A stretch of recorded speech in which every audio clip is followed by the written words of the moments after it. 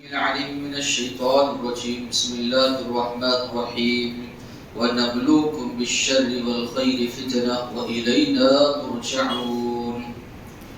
تمام قسم کی تعریفات، حمد و ثنا، کبریائی، بڑائی، تقدس اللہ وحدہ لا شریک کے لائق و زیبا ہے، جو ساری کائنات کا یکا و تنہا خالق مالک پروردگار ہے، جس کی نعمتیں، رحمتیں، برکتیں ہم پر اتنی زیادہ ہے جس کا ہم جتنا بھی شکر بجا لائے کم. درود اور سلامتی نازل ہو آخری رسول محمد رسول اللہ صلی اللہ علیہ وسلم پر، ان کے آل پر، ان کے اصحاب پر، جن کو اللہ تبارک و تعالی نے اس کائنات کے لیے رحمت بنا کر مبعوث فرمایا. محترم حضرات و اسلامی خواتین، جس موضوع کے تحت آج گفتگو ہوگی وہ ہے فتنوں کے دور میں ایک مسلمان کا کردار کیا ہونا چاہیے. اللہ تبارک و تعالی نے فرمایا وَنَبْلُوكُمْ بِالشَّرِّ وَالْخَيْرِ فِتْنَةً، ہم تم کو آزمائیں گے، برائی کے ذریعے بھی، بھلائی کے ذریعے بھی، اچھے حالات لا کر بھی، برے حالات لا کر بھی، اور تم سب کو ہماری طرف لوٹ کر آنا ہے. اللہ تعالی فرما رہے ہیں نبلوکم، ہم تم کو آزمائیں گے، بالشر، شر کے ذریعے، والخیر، بھلائی کے ذریعے، اور ہماری ہی طرف تم کو لوٹ کر آنا ہے. کیا معنی اس کا؟ معنی یہ مطلب اس کا یہ ہے اللہ تعالی مال دے کر بھی آزماتے ہیں، مال نہ دے کر بھی آزماتے ہیں. یہ دیکھتے ہیں کہ بندہ مال دینے کے بعد، مال عطا کرنے کے بعد کس طرح اس میں تصرف کرتا ہے. اللہ کی فرما برداری میں یا اللہ کی نافرمانی میں نہ دے کر یہ آزماتے ہیں کہ بندہ صبر کرتا ہے، نہیں شکوہ شکایت کرتا ہے. صحت و تندرستی دے کر بھی اللہ تعالی آزماتے ہیں، بیماری اور اسی طرح دوسرے امراض دے کر بھی اللہ آزماتے ہیں. صحت و تندرستی دے کر اس طرح آزمایا جاتا ہے کہ دیکھا ہی جاتا بندہ اللہ کی عبادت میں صحت کو لگاتا ہے نہیں لگاتا، بیماری پہ بندہ صبر کرتا ہے یا نہیں کرتا ہے. خوشی کے حالات بھی ہم پر آتے ہیں، مصیبتیں، پریشانیاں بھی آتی ہیں، یہ ساری چیزیں دے کر اللہ تعالی آزما رہے ہیں. یہ دنیاوی زندگی جو ہے ہماری آزمائش کی زندگی ہے. آخر میں جو الفاظ ہے الینا ترجعون، تم سب کو ہماری طرف لوٹ کر آنا، یہ بڑی اہم بات ہے، سوچنے کی، غور و فکر کرنے کی بات. آزمائش کے بعد اللہ نے فرمایا تم سب کو ہماری طرف لوٹ کر آنا ہے. معنی یہ ہے اللہ تعالیٰ تمہارے اعمال کا بدلہ تمہیں دے گا. جیسے اعمال لے کر آؤ گے، جیسی چیزیں لے کر آؤ گے، ویسا بدلہ اللہ تبارک و تعالیٰ کے پاس تم پاؤ گے. ہماری طرف تم کو لوٹ کر آنا ہے.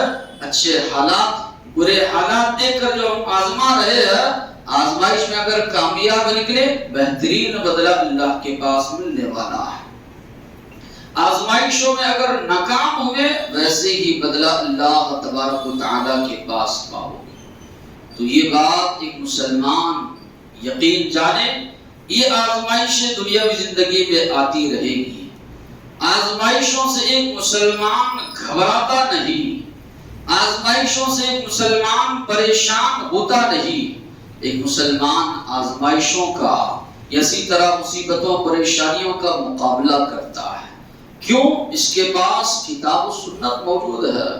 قرآن مجید اللہ تبارک و تعالیٰ کی آخری کتاب موجود ہے جس میں سارے مسائل کا حل اللہ تبارک و تعالیٰ نے رہتی دنیا تک، قیامت تک اللہ نے انسانوں کی جیسے جیسے حالات آئیں گے ان کے حالات کے موافق اللہ نے سارے مسائل کا حل قرآن مجید میں رکھا.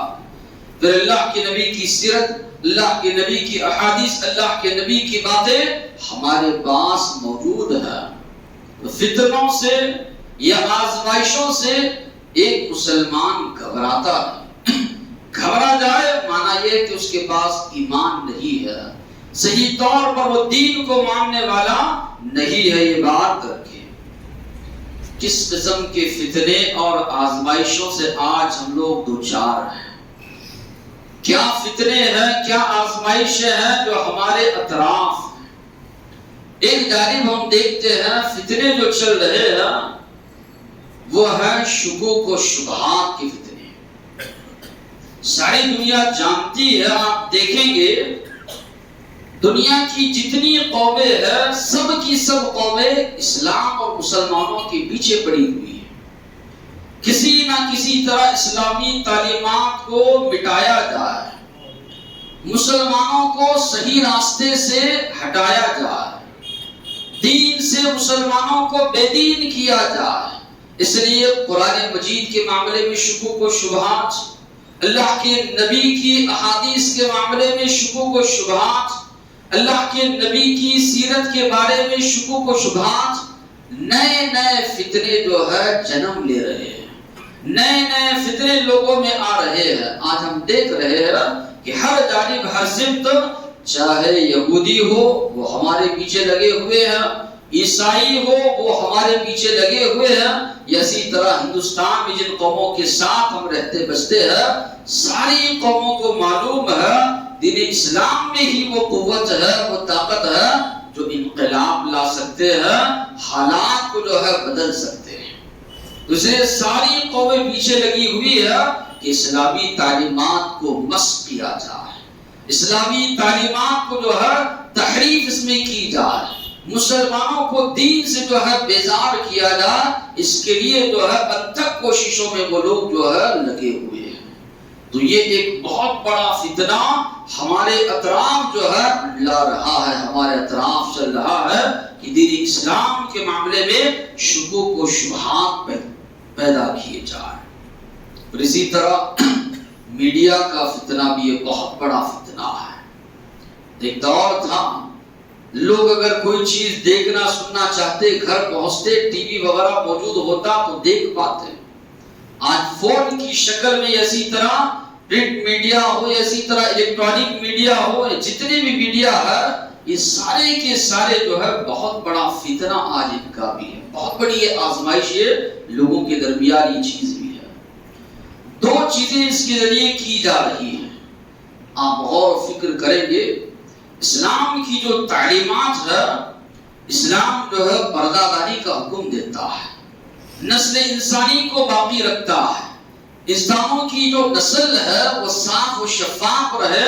اس لیے اسلام کی آپ تعلیمات دیکھیں گے, اگر کوئی کسی غیر محرم عورت کی طرف دیکھ رہا ہے اسلام نے گناہ اس کو قرار دیا, زناکاری کے قریب بھی جانے سے منع کیا گیا, پردہ داری کا حکم دیا گیا. تبھی جا کے عرب جیسے گندے ماحول میں اسلام نے ایک بہترین معاشرہ قائم کیا, جہاں زناکاری عام تھی, جہاں پر جو ہے برہنہ کعبۃ اللہ کا طواف کیا جاتا تھا, ویسے ماحول میں اسلام نے جو ہے پردہ لے کر آیا. آج یہ لوگ فحاشی, عریانیت, گندی چیزیں جو ہے اس میڈیا کے ذریعے انسان ہے جو چاہے دیکھنا چاہے دیکھ سکتا ہے. اللہ کا ڈر, اللہ کا خوف اگر اس کے دل میں نہ ہو, ساری چیزیں اس کو مہیا کی گئی کہ رات دن جو ہے انسان اس میں لگا ہوا ہے, عبادت سے غافل, دیگر معاملات سے غافل, دیگر چیزوں سے غافل. اس طرح اس کی طرف جھکاؤ لوگوں کا ہے, یا ایسی چیزیں بنا کر جو ہے اس کے اندر ڈالی جا رہی ہے. لوگ مشغول ہیں رات دن اس کے, لوگوں کا وقت گھنٹوں گھنٹوں اس پر جو ہے ضائع ہو رہا ہے, وقت بھی برباد ہو رہا ہے, پیسہ بھی برباد ہو رہا ہے, گناہ بھی وہ بھی خطرناک گناہ جو ہے جرائم کے مرتکب آج لوگ ہو رہے ہیں اس کے ذریعے. یہ بہت بڑا فتنہ ہے. چھوٹے چھوٹے بچے آج ہمارے مسلمانوں کے, دوسری اقوام کی تو بات دور, مسلمانوں کے بچے فون کی عادی, گھنٹوں گھنٹوں یہ فون دیکھیں گے. ایسی چیزیں جو اس میں بنا کر پیش کی جا رہی ہے, بچے جوان بوڑھے سب اس کے اندر جو ہے بہت زیادہ مشغول اس کے اندر نظر آتے ہیں. دینی چیزیں کم, دیگر چیزیں جو فحاشی ہے, عریانیت ہے، ننگا پن ہے، گندی چیزیں ہیں جو اخلاق کو برباد کرنے والی، معاشرے کو تباہ کرنے والی، انسانیت کو یا نسل انسانیت کو برباد کرنے والی چیزیں ہیں، یہ چیزیں بہت زیادہ اس پر پھیلائی جا رہی ہیں، بہت زیادہ لوگ جو ہے اس سے لگ جا رہے ہیں، چھوٹی سے چھوٹی چیز، بڑی سے بڑی چیزیں جو ہے اس پر آتی جا رہی ہیں۔ یہ بہت بڑا فتنہ ہے، بہت بڑی یہ آزمائش ہے، امت مسلمہ کی ذمہ داری ہے۔ ہم دیگر قوموں کے ساتھ ان کی روش یا ان کے ساتھ ہم بہ کر نہیں جا سکتے۔ ہم کو اپنے وجود کا مقصد پہچاننا ہے، جاننا ہے۔ دیگر قوموں کی طرح ہمارا معاملہ نہیں ہے۔ اللہ کے نبی کو جب نبی بنا کر مبعوث کیا گیا، اس معاشرے کا آپ جائزہ لیجیے۔ ساری برائیاں، گندگیاں اس معاشرے میں بھی پائی جاتی تھی۔ یہودی تھے، عیسائی تھے، اسی طرح کفار و مشرکین تھے، ان کو ہٹا کر امت مسلمہ کو بسانے کا مقصد کیا ہے؟ امت مسلمہ کو لانے کا مقصد کیا ہے؟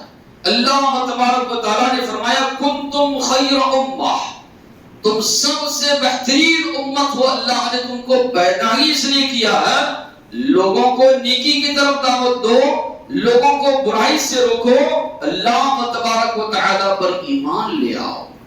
مقصد حیات کو بھول جائیں گے۔ جہاں اللہ نے بہترین قوم قرار دیا، وہیں پر جس طرح یہود و نصارہ پر اللہ کا غضب نازل ہوا، اللہ کا غصہ نازل ہوا، اللہ کی لعنت ورسی، اللہ کا قانون ایک ہے، وہ انصاف پسند ہے۔ جس طرح پہلی کی قومیں بے روی کا شکار ہوئی، جس مقصد کے تحت اللہ نے ان کو پیدا کیا تھا اس مقصد کو بھلا دیا، اللہ کا عذاب ان پر آیا، نیست و نابود وہ لوگ کر دیے گئے، تباہ و برباد کر دیے گئے۔ آج مسلمان اپنے مقام کو پہچانے، آج مسلمان اپنے مقصد حیات کو پہچانے۔ ساری قومیں اسی میں ملوث ہیں یا اس میں ملوث کیا جا رہا ہے، ہم بھی ان کے ساتھ اس میں ملوث ہو جائیں گے، بے راہ روی کا شکار ہو جائیں گے۔ اللہ نے تم کو پیدا کیا، مسلمانوں کو پیدا کیا، اقوام عالم کو، لوگوں کو صحیح رہنمائی کریں، صحیح راستہ بتلائیں، گمراہی سے نکال کر، یا اسی طرح لوگ جو برائیوں میں گناہوں میں ملوث ہیں نکال کر، یا لوگ جو شرک بدعات خرافات میں ملوث ہیں ان کو نکال کر ایک اللہ کی وحدانیت کی طرف، ایک اللہ کی عبادت کی طرف ایک پاکیزہ صالح معاشرہ قائم کرے۔ اس لیے اللہ نے ہمیں بقا کیا ہے، ہمارا وجود بخشا ہے۔ ہم دوسری قوموں کی طرح جو ہے نہیں ہے، ہمارے پاس ایک مقصد حیات ہے، دستور حیات کی شکل میں قرآن مجید موجود ہے جو ہماری قدم قدم پر رہنمائی کرتا ہے۔ اللہ کے نبی کی سیرت ہمارے سامنے جو ہے موجود ہے۔ تو یہ جو فتنے چل رہے ہیں ان کا مقابلہ کرنا مسلمانوں کے لیے لازمی ہے، ضروری ہے، ان کے ساتھ ہم نہیں جا سکتے۔ من تشبہ بقوم فہو منہم، اللہ کے نبی نے کہا تو جس قوم کی مشابہت اختیار کرتا ہے انہی میں سے ہے۔ آج کئی معاملات جو ہوتے ہیں مسلمانوں کو ہم دیکھتے ہیں، غیر قوموں کی اسی طرح دوسری اقوام کی مشابہت مسلمان اختیار کر رہا ہے۔ اس کو پیدا کیا گیا تھا دوسروں کی رہنمائی کرنے کے لیے، اس کو لایا گیا تھا کہ دوسروں کی رہنمائی کرے۔ آج خود یہ اتنا بے راہ ہو چکا ہے، صحیح راستے سے بھٹک چکا ہے، اس کی رہنمائی کرنے کی جو ہے ضرورت ہے۔ تو ایک جانب میڈیا کے ذریعے فحاشی وغیرہ پھیلائی جا رہی ہے، دوسری جانب اسلام اور مسلمانوں کے خلاف نفرت یا عجیب عجیب چیزیں پروپیگنڈا کیا جا رہا ہے۔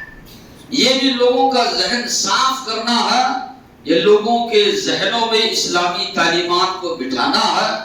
یہ اسلام جو امن و سلامتی کا دین ہے، امن و شانتی کا دین ہے، یہ اسلام جو کہ جس کی تعلیمات اللہ کی جانب سے نازل کردہ ہے، جو بالکل فطرت کے موافق ہے، یہ بھی لوگوں کے ذہنوں میں ہم ہی بٹھا سکتے ہیں، ہم ہی لوگوں تک یہ باتیں پہنچا سکتے ہیں۔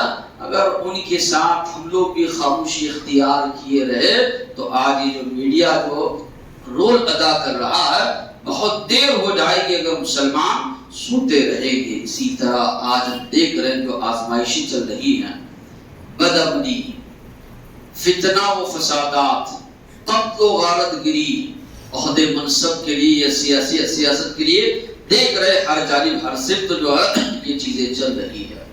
اللہ کے نبی نے اپنی زمانے میں جو ہے یہ بات آپ صلی اللہ علیہ وسلم نے فرمائی تھی، زمانہ آئے گا یتقارب الزمان، آخری زمانے میں دن ایام بہت چھوٹے قریب ہو جائیں گے، یقبض العلم، علم اٹھا لیا جائے گا، یظہر الفتن، فتنے ہر جانب ہر سمت پھیل جائیں گے، لوگوں میں یلقی الشح، لالچ حرص لوگوں میں بڑھ جائے گی، یکثر الحرج، اللہ کے نبی نے کہا قتل و غارت گری بہت زیادہ بڑھ جائے گی۔ تو آج یہ بھی ہم دیکھ رہے ہیں، یہ بھی آزمائش ان فطروں سے ہم گزر رہے ہیں۔ اسی طرح فرقہ واریت، مسلمان یا امت مسلمہ فرقوں میں بٹی ہوئی ہے، اس فرقوں میں بٹنے کی وجہ سے ہماری ہوا اکڑ چکی ہے، اتحاد اتفاق ہمارے درمیان موجود نہیں ہے۔ ایک دور میں مسلمان 313 تھے، سامنے کفار و مشرکین کا جو لشکر ہے 1000 کا لشکر ہے، مسلمان نہتے، مسلمان بھوکے پیاسے، مسلمانوں کے پاس سواری نہیں ہے، سامنے کفار و مشرکین ہر چیز ان کے پاس موجود ہے، پھر بھی شکست کھا گئے۔ قوت ایمانی تھی، اتحاد تھا، اتفاق تھا، اللہ کے دین کی خاطر کچھ کرنے کا جذبہ ان کے اندر موجود تھا۔ تو آج ہمارے اندر یہ فرقہ واریت بھی جو ہے، مسلکوں کے نام پر جو بٹے ہوئے ہیں، یہ بھی جو ہے بہت بڑا فتنہ ہے۔ اور اس کی جو سب سے وجہ ہے، آگے آئے گی بڑی وجہ، جو فرقہ واریت میں آج لوگ بٹے ہوئے ہیں، جس کی وجہ سے ہماری قوت ہماری طاقت کمزور ہو چکی ہے۔ مسلمان آپس کے فرقہ واریت یا ان مسائل میں گھرے ہوئے ہیں، اور اس کی وجہ سے ساری قوت ساری طاقت جو ہے اسی میں مسلمان آج لگا رہے ہیں، فلاں وہ فلاں یہ فلاں کافر فلاں یہ، اسی میں جو ہے آج مسلمان پوری قوت جو ہے اپنی صرف کر رہے ہیں۔ جو اہم کام تھے، جو اہم امور تھے، وہ آج ہم سے جو ہے رہ گئے ہیں۔ آپ صلی اللہ علیہ وسلم نے فرمایا بادروا بالاعمال فتنا، ایسے فتنے آنے سے پہلے تم لوگ اعمال صالحہ کی جانب آگے بڑھ جاؤ۔ یہ فتنے رات کی تاریکی کے مانند ہوں گے۔ اللہ کے نبی نے فرمایا ایسے خطرناک فتنے آزمائش آئیں گی، یصبح الرجل مؤمنا، آدمی صبح میں مومن ہوگا، ویمسی کافرا، شام میں کفر کی طرف لوٹ جائے گا، شام میں مومن ہوگا، صبح تک کفر کی طرف جو ہے لوٹ جائے گا۔ دنیا کی تھوڑی پونجی کے بدلے آدمی اپنے دین کو بیچ ڈالے گا، اپنے ایمان کو بیچ دے گا۔ اللہ کے نبی نے فرمایا اتنے خطرناک فتنے آخری دور میں جو ہے رونما ہوں گے۔ ام سلمہ رضی اللہ عنہا فرماتی ہے ایک رات اللہ کے نبی جاگے، جاگنے کے بعد اللہ کے نبی کی زبان سے جو الفاظ نکلے سبحان اللہ، اللہ کی تعریف، اللہ کی حمد و ثنا، اللہ کی پاکی بیان کرتا ہوں، ماذا انزل اللہ من الخزائن، بہت زیادہ خزائن اب نازل ہوئے، وماذا انزل من الفتن، بہت زیادہ اس کے ساتھ فتنے اور آزمائشیں بھی جو ہے لوگوں پر نازل کی گئی۔ تو اپنے دور میں ہی نبی کریم صلی اللہ علیہ وسلم نے جو ہے آگاہ کر دیا فتنے اور آزمائشیں آتی رہے گی۔ سوال یہ ہوتا ہے فتنے اور آزمائش انسان پر آتی کیوں ہے؟ پہلا سبب جو معلوم ہوتا ہے وہ یہ ہے انسان کے کرتوت کی وجہ سے، انسان کے اعمال کی وجہ سے، انسان کی بدعمالی کی وجہ سے انسان پر فتنے اور انسان پر آزمائشیں آتی ہیں۔ پہلے کی قوموں کی تاریخ اٹھا کر دیکھیں گے، قوم سمود ہو، قوم عاد ہو، جتنی بھی قوموں کو اللہ نے نیست و نابود کر دیا، تباہ و برباد کر دیا، صفحہ ہستی سے اللہ نے ان کو مٹا دیا، وہاں پر آپ دیکھیں گے وجہ یہ تھی مقصد حیات، مقصد زندگی کو ان لوگوں نے بھلا دیا۔ من مانی زندگی وہ لوگ گزارنے لگے، اللہ کے احکامات کو بس پشت ڈال دیا، نبیوں کی باتوں کو انکار کر دیا، توحید کو ماننے سے انکار کر دیا، شرک میں مبتلا رہے، اللہ تبارک و تعالیٰ کا عذاب آیا اور ان کو تباہ و برباد کر دیا۔ بڑی طاقتور قومیں تھی، من اشد منا قوہ کہتے تھے، ہم سے طاقتور کوئی ہو ہی نہیں سکتا، بڑے بڑے پہاڑ کو تراش کر اس کے اندر گھر بناتے تھے، نقش و نگاری یا اسی طرح بہترین چیزیں وہ بناتے تھے، لیکن اللہ نے جب ان بستیوں پر عذاب نازل کیا، گزرنے والا جب وہاں سے گزرتا تھا تو اللہ نے فرمایا کہ اللَّمْ تَغْنَ بِالْأَمْسِ، ایسے معلوم ہوتا تھا کل تک یہاں پر کوئی بستی آباد تھی، اس طرح اللہ نے زمین سے ان کو مٹا دیا، اس کو نابود کر دیا۔ وہاں پر کیوں؟ ان کی بدعمالیوں کی وجہ سے، ان کے گناہوں کی وجہ سے، ان کے جرائم کی وجہ سے، ان کی نافرمانی کی وجہ سے۔ تو امت مسلمہ پر بھی جو آزمائش آ رہی ہے، ہم کو اپنے اعمال کا جائزہ لینا ہے۔ ہمارے اعمال کہیں آج بگڑے ہوئے تو نہیں ہے، اللہ ناراض تو نہیں ہے، جس کی وجہ سے اتنی آزمائشوں میں ہم کو گھیرا جا رہا ہے۔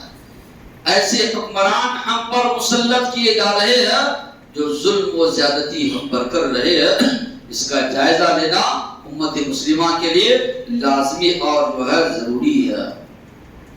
دوسری جو آزمائش ہو سکتی ہے، اللہ تعالی آزمانے کے لیے فتنہ مبتلا کرتے ہیں۔ اللہ نے فرمایا حسب الناس ان يتركوا ان يقولوا آمنا، کہ لوگوں نے یہ سمجھ رکھا ہے صرف یہ کہنے سے ہم ایمان لائے ہم چھوڑ دیں گے، وہم لا یفتنون، کہ ہم ان کو آزمائیں گے نہیں، ان کو آزمایا نہیں جائے گا۔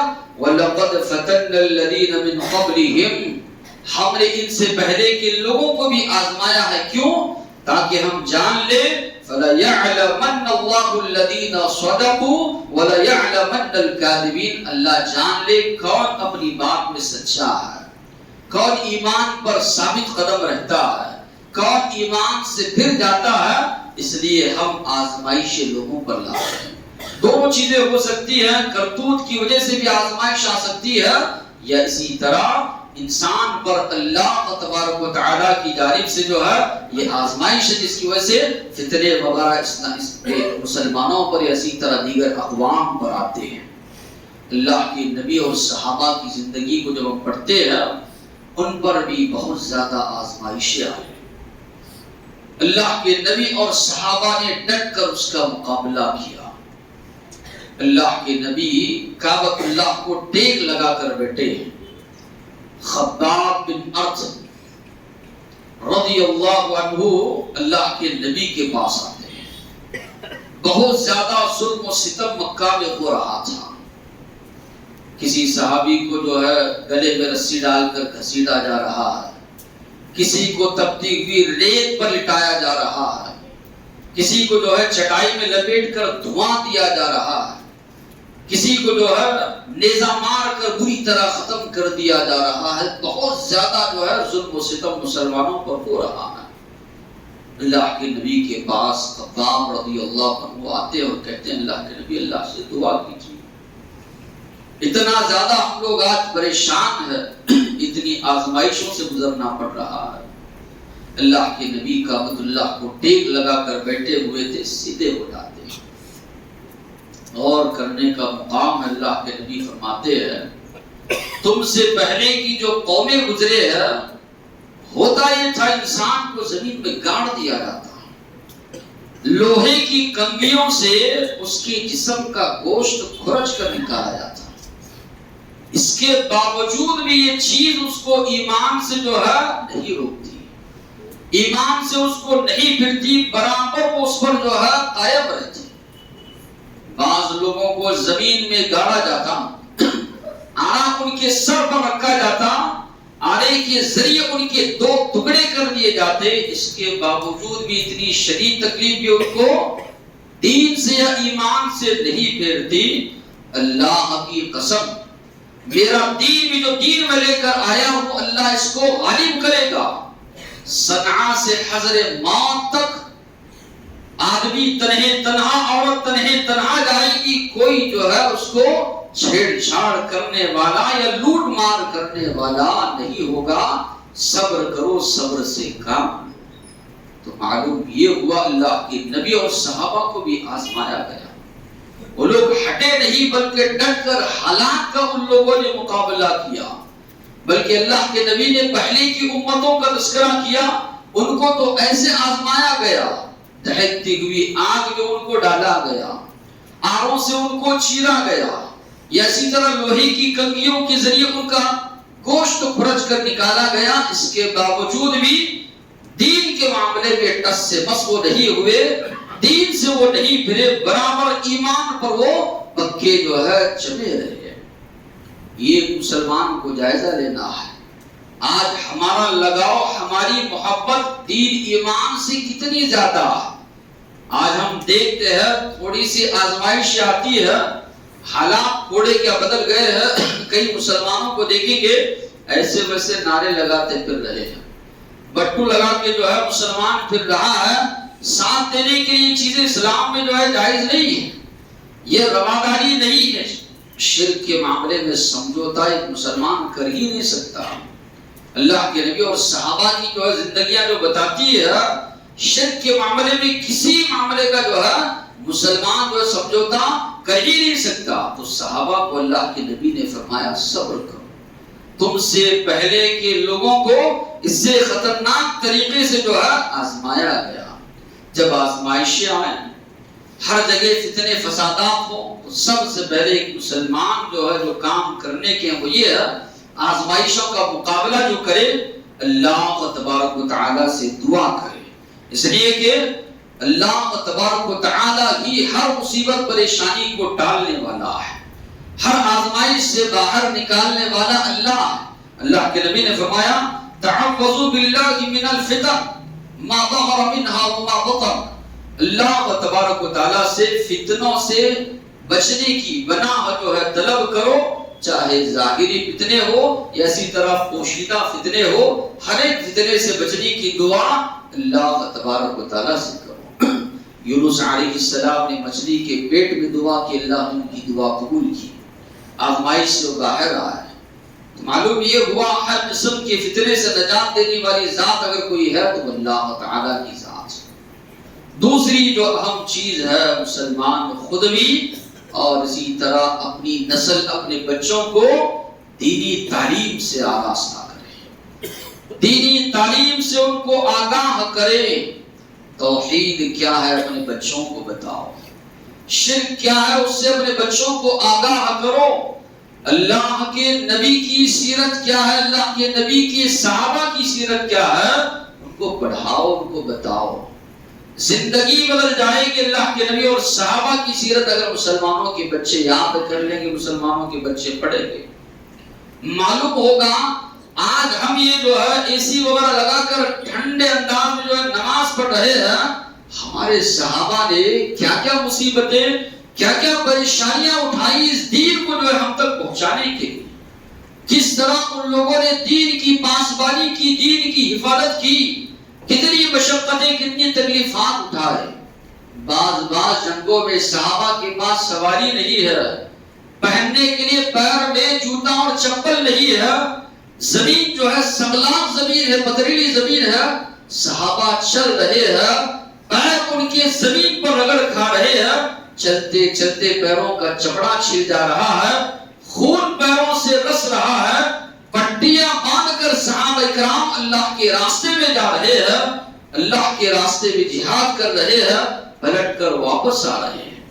راتیں ان کی گزرتی اللہ تبارک و تعالیٰ سے دعا مانگتے ہوئے، عبادت کرتے ہوئے کہ اللہ صبح میں جو ہے دشمن سے مقابلہ ہے، فتح تو ہمیں نصیب فرما۔ بہت زیادہ مشقتیں، گھروں کی قربانی، مال کی قربانی، جائیداد کی قربانی، ساری قربانیاں دے کر انہوں نے دین اسلام کی حفاظت کی، دین اسلام کو بعد کی نسلوں تک پہنچایا۔ یہ آج ہمارے بچوں کو بتانا ضروری ہے کہ دین اسلام کتنا اہم دین ہے، اس میں ساری انسانیت کے لیے کامیابی ہے، ہمارے بچوں کو معلوم نہیں ہے۔ یہ فونوں کے عادی ہو چکے ہیں، رات دن اس کے اندر جو ہے لگے ہوئے ہیں، فلاں فلاں کے بارے میں بتائیے، سب کچھ بتائیں گے۔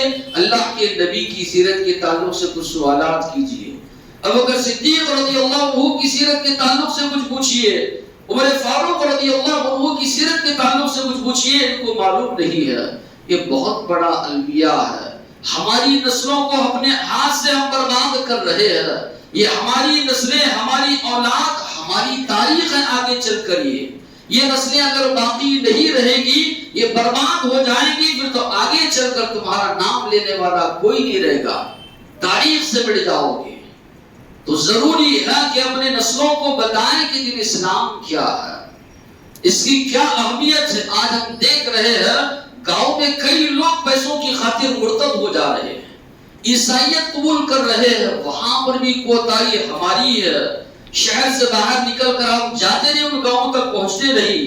یہ عیسائی لوگ، کچھ سیلاب آیا، کچھ باڑھ آ گئی، اسی طرح کچھ پریشانی آ گئی، پہنچ جاتے ہیں، پیسہ بھی خرچ کر رہے ہیں، علاج معالجہ بھی ان کا کر رہے ہیں، پیسہ بھی دے رہے ہیں، جس کی وجہ سے علم نہ ہونے کی وجہ سے کئی تعداد میں لوگ جو ہے مرتد ہو جا رہے ہیں۔ تو ضرورت ہے اس بات کی کہ دین تعلیم آسان ہے۔ ہمارے اندر کیا معاملہ ہے؟ دینی تعلیم کا معنی ہم یہ سمجھ رہے ہیں ہمارا بچہ قرآن پڑھنا سیکھ جائے۔ قرآن پڑھنا آنا کتنی بڑی بات ہے۔ 6-7 سال کا بچہ ہے، 8 سال کا بچہ ہے، نورانی قاعدہ پڑھ لے گا، احسن قاعدہ پڑھ لے گا، اس کے بعد قرآن اس کو آ جائے گا۔ ہم نے دینی تعلیم کا معنی مفہوم یہ سمجھا کہ قرآن پڑھنا بچے کو آ جائے، 4 حدیثیں بچہ رٹ لے، ہم نے یہ سمجھا نہیں۔ اس کا معنی یہ کہ دینی تعلیم جو ہے یہ ہے کہ اس کو معلوم ہو قرآن میں کیا ہے۔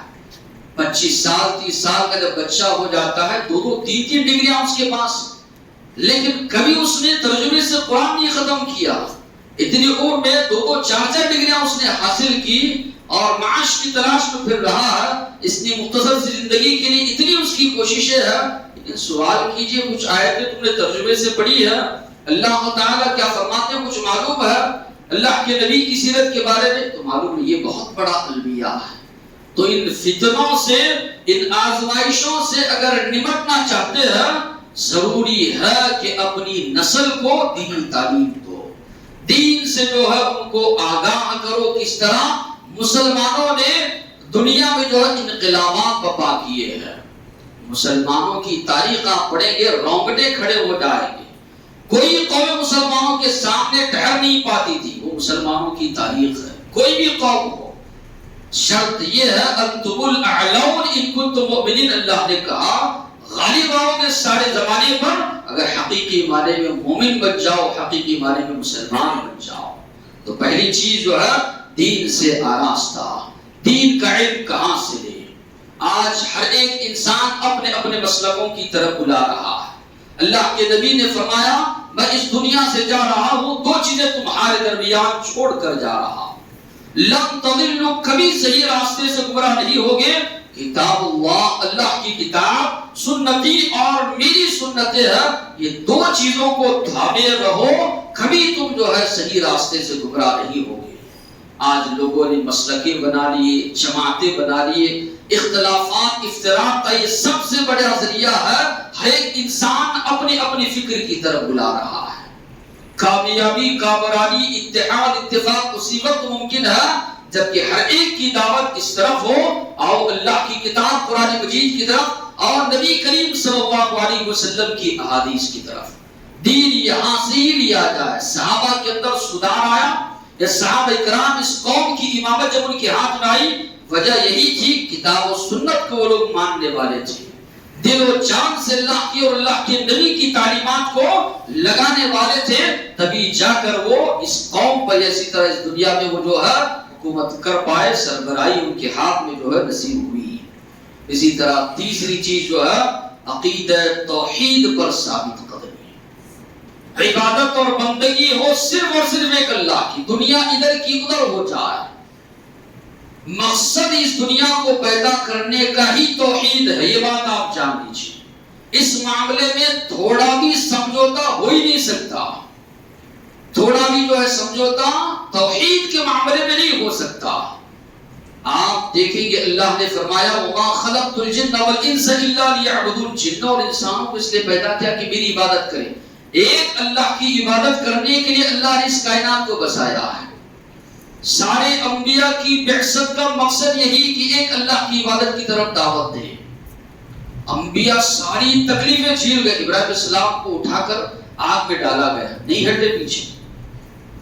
یوسف علیہ السلام جیل میں ہے تو آدمی خواب کی تعبیر پوچھنے آتے ہیں، تمہارا کھانا آنے تک الزام لگایا گیا ہے یوسف علیہ السلام پر، بے گناہ ہے، اٹھا کر جیل میں ڈالا گیا۔